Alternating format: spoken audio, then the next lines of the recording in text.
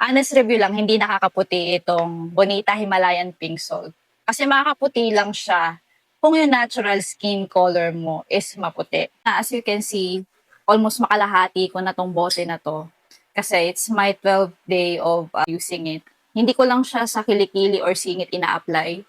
Ginagamit ko rin to sa buong katawan ko at saka sa mukha ko. Though hindi siya nakakaputi, this will make you love your skin even more. Kasi nga, it's super hydrating, nakaka-firm, and then nakaka-tone ng skin. Yun yung right term. At yun din naman kasi yung dinidisclose dito sa bote na to. It's hydrating kasi as you can see, meron siyang sunflower oil, grapeseed oil, vitamin E, and etc. I-check nyo na lang dyan. Pansin ko, pamula nang gumamit ako nito, talagang sobrang hydrated ng balat ko. Actually, hindi na nga ako gumagamit ng lotion eh. And then, nakaka-firm siya kasi ma-share ko lang, no. Meron akong loose skin kasi nga, up and down yung weight ko. So, papaya, tataba. Pamula nang minamassage ko siya nitong Bonita Himalayan Pink Salt, napansin ko na hindi na siya ganun ka-loose. Parang nagta-tighten yung balat ko na yon, which is really good. And then, nakaka-tone din siya. Bakit? Kasi, one time nagkatagyawat ako dito sa no.